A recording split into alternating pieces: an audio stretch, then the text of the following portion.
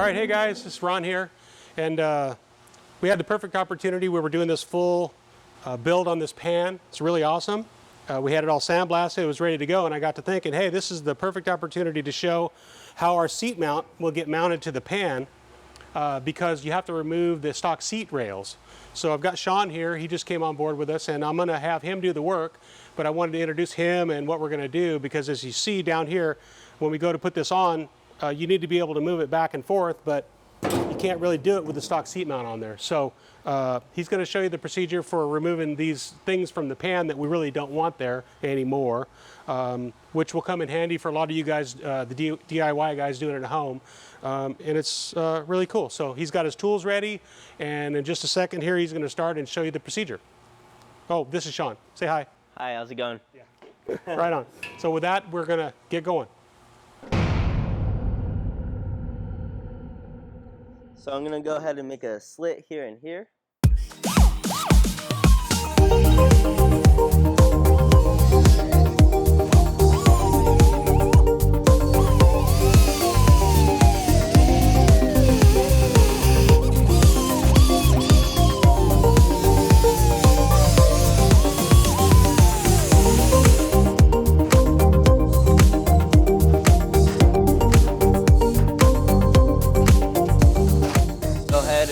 Just keep moving side to side, and the spot weld should just pop off.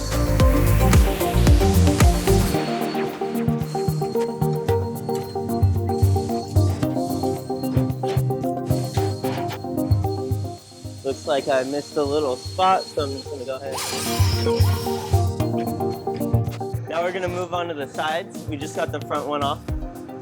These ones are a little bit easier, just because you don't have to cut anything.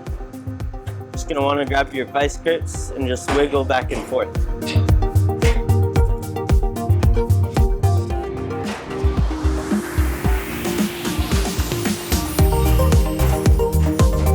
Just like that.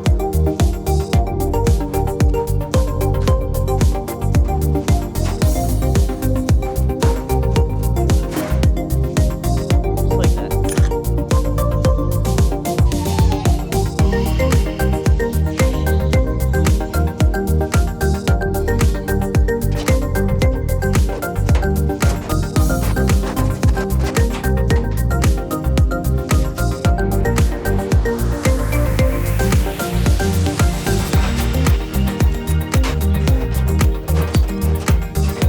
Just dolly it a little bit so you get the waves out of the metal. And just kind of lightly tap it with a hammer.